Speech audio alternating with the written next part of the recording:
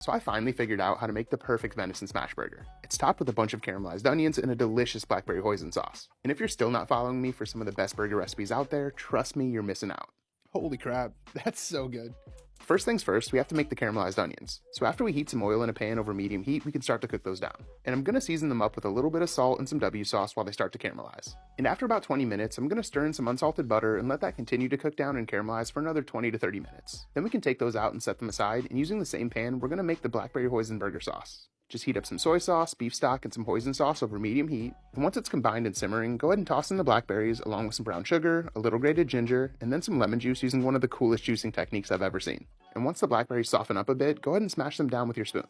And after we season this up with just a little bit of salt, it's time to take it off the heat and move on to making our smash burgers. Now this one came highly requested after I posted a recipe using venison the other day. And you all know I'm always down to turn something delicious into a smash burger. So after we form the venison into 3 to 4 ounce balls, we can get these down on a cast iron griddle over medium-high heat. And with venison, I highly recommend searing on one side, then flipping them over before smashing. It'll help prevent it from sticking to the smasher. And once you get them smashed down, go ahead and get them seasoned up, and after about 90 seconds, we can carefully scrape these loose, then flip them over before topping the patties off with some Havarti cheese. And that should melt pretty quickly, then we can stack these up and start putting this thing together. We're going to start with a toasted bun covered in our blackberry hoisin sauce, then we're going to place down a handful of arugula before we toss on 2 of the patties, a bunch of caramelized onions, and more of that amazing blackberry hoisin sauce. And then we can place down the top bun, and we're ready to enjoy.